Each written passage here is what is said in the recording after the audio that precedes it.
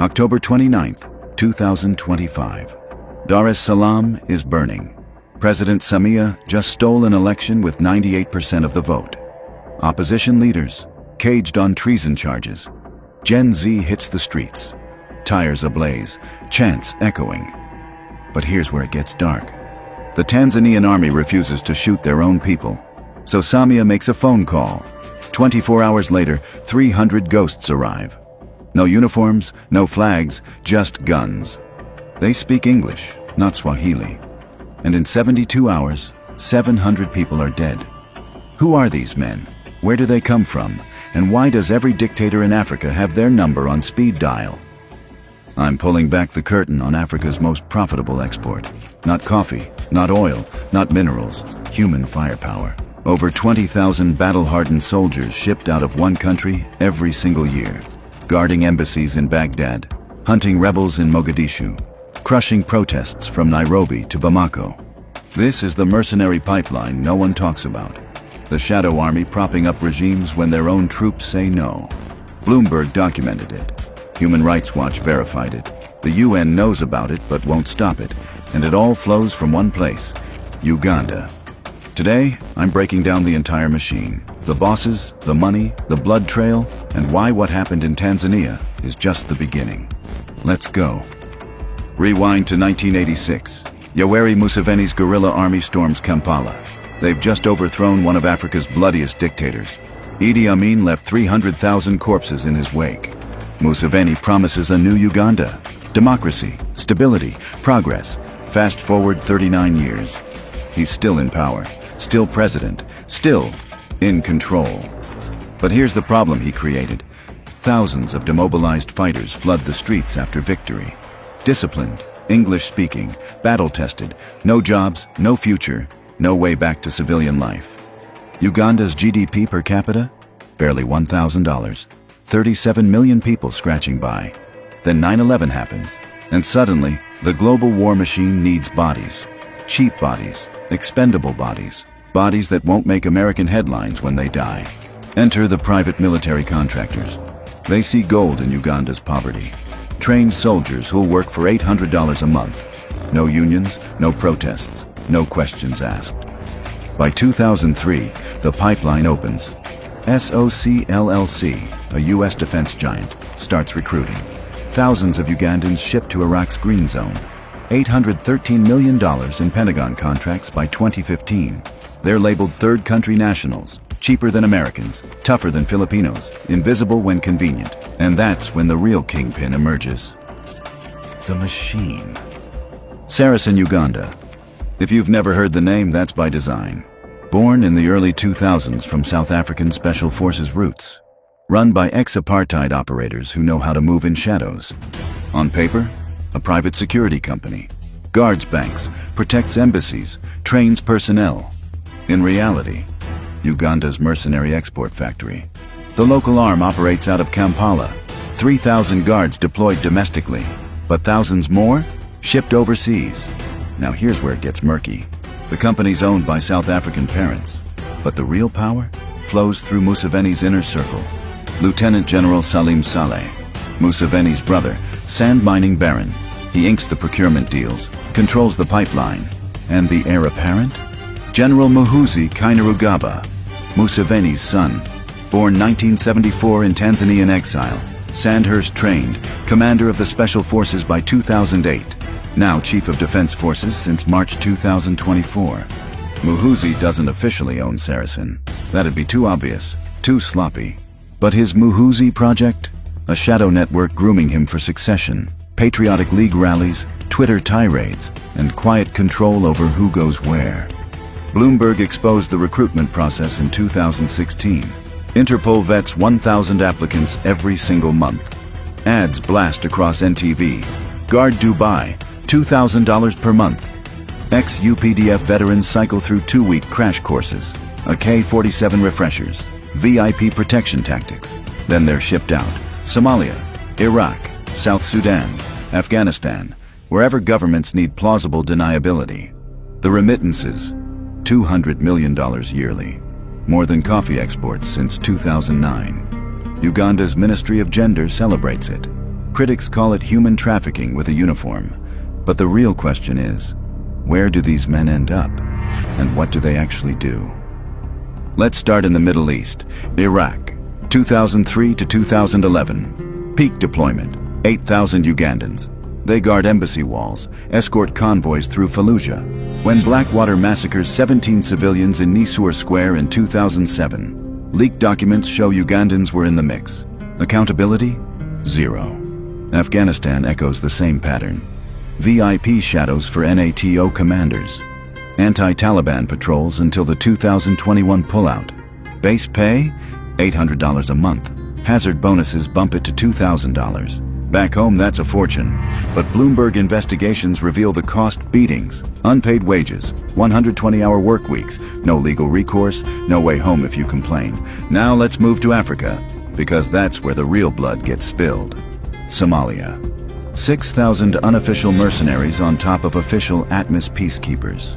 Saracen trains anti-Shabaab squads. Convoys gold shipments for UAE donors. When al-Shabaab ambushes intensify, Ugandans plug the gaps. Human Rights Watch documents the collateral damage. Villages razed, civilians caught in crossfire. South Sudan, 2013. Civil war erupts along Dinka-Nuer ethnic lines. President Salva Kiir's own army starts defecting. Museveni airlifts 5,000 advisors. UPDF mercenary hybrids funneled through Saracen. Juba retaken. Oil fields secured. But ethnic massacres follow. 300,000 dead. The UN fingers Ugandans in rape camps. Mass graves. Systematic brutality. Equatorial Guinea, 2004. Dictator Obiang's regime fears a coup. His own security forces can't be trusted. Kampala recruiters ship 200 men for border operations. Dissidents hunted, throats slit. Deniability? Pristine. Central African Republic, 2018. President Touadera hires hybrid forces against Seleka rebels. Resource grabs masked as security operations. Diamond mines secured while villages burn. And then there's the DRC. Museveni's been playing the long game here since 1996, when he helped Tutsi rebels topple Mobutu. Fast forward to 2025. Muhoozi tweets, "Border secured," while Ituri stays occupied. Coltan mines hum under commercial veils. Al Jazeera investigations expose the shadow economy.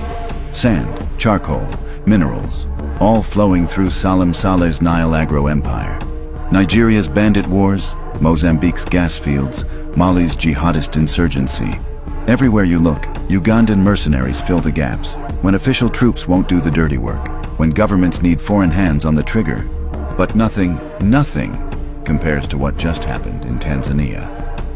Let's go back to October 29th, 2025. Election day in Tanzania. President Samia Suluhu Hassan wins with 98% of the vote. Even by African standards, that's absurd. Opposition leader Tundu Lissu, locked up on treason charges since spring. Chadema Youth Wing hits the streets.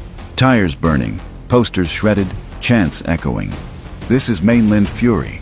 See, Tanzania's union has an unwritten rule since 1964. Presidents from the vast mainland, Tanganyika.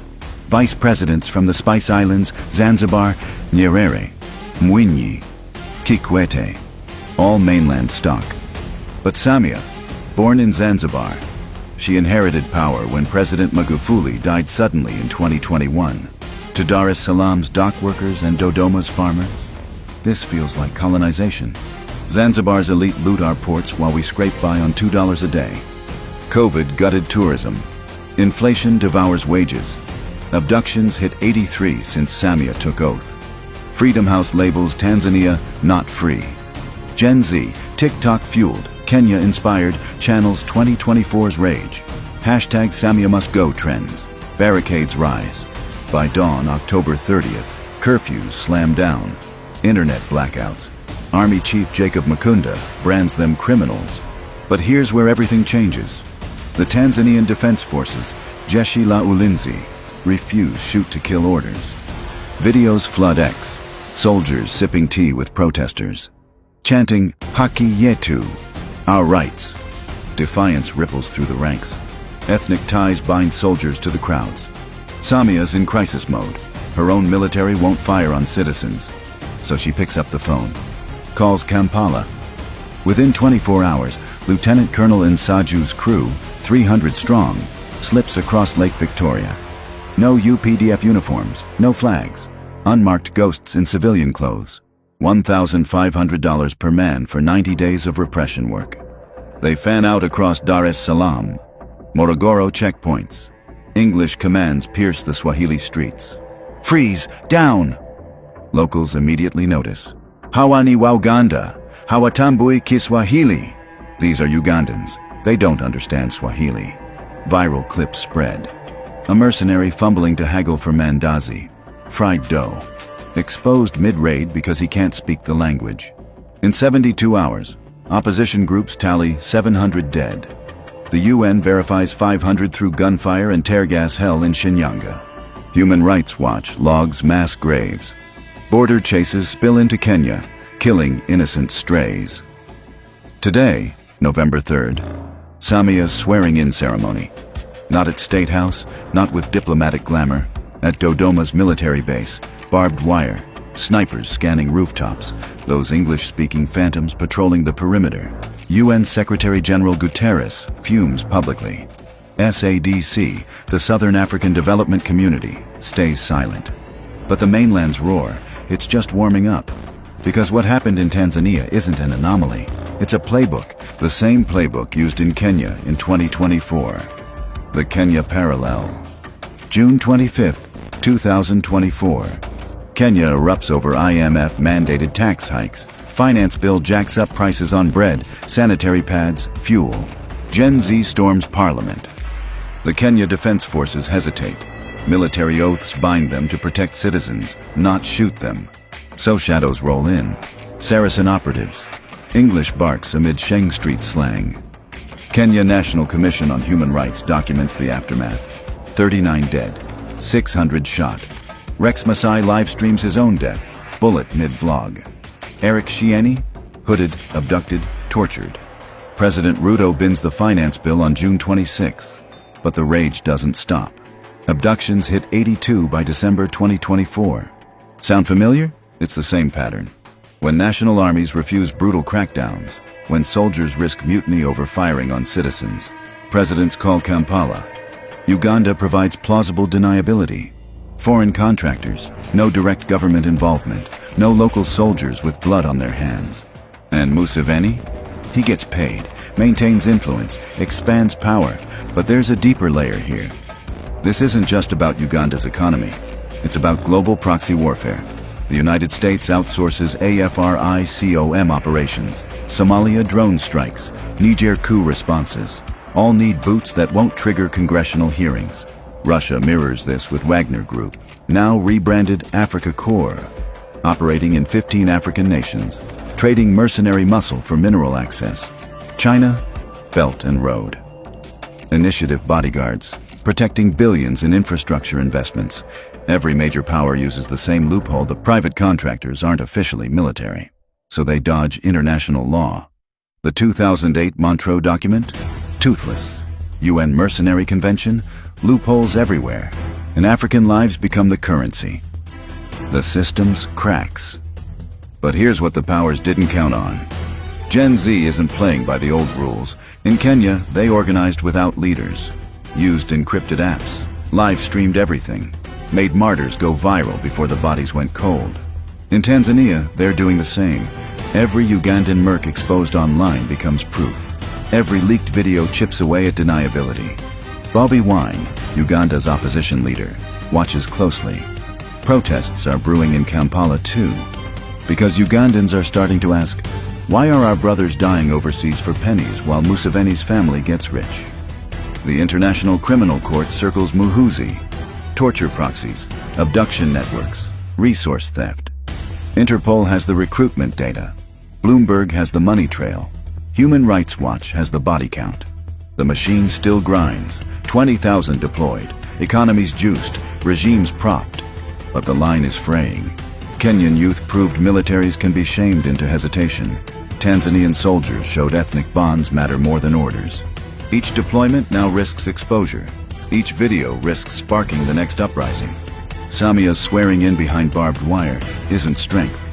It's fear. And fear is contagious. When leaders need foreign guns to hold power against their own people, the legitimacy is already gone. You're just counting down to collapse. So where does this end? 3 scenarios. 1. The machine keeps grinding. More protests, more calls to Kampala, more massacres. Regional powers stay silent because they might need the same service tomorrow. 2. The ICC actually acts. Muhoozi gets indicted. Saracen operations exposed in international court. The pipeline shuts down, not from morality, but from legal liability. 3. The youth movements win. Kenya redux spreads. Tanzania explodes. Uganda follows. Soldiers across the continent refuse to be the hammer against their own people. I'm watching for one signal. The day a Ugandan mercenary unit mutinies, refuses orders, turns around, films it and uploads. That's when the machine breaks, because mercenaries only work when they're invisible and obedient. The second they become human again, the second they choose solidarity over paychecks, game over. Until then, this is the reality. African blood buys Western deniability, Russian reach, Chinese ports. When armies defy, presidents dial Kampala. And the cost? Sovereignty bleeds out one deployment at a time, but the youth are watching, recording, organizing, remembering. What happened in Dar es Salaam isn't staying in Tanzania. What happened in Nairobi echoes in Kampala. The shadows are moving, but so is the light. Drop a comment. Do you think the Ugandan mercenary pipeline will collapse from internal pressure or international intervention? Hit subscribe. Next video, I'm exposing Muhoozi's full ledger. Every deal, every massacre, every dollar. And if you're in East Africa right now, stay sharp, stay safe, stay loud, because silence is how they win, and we're done being silent.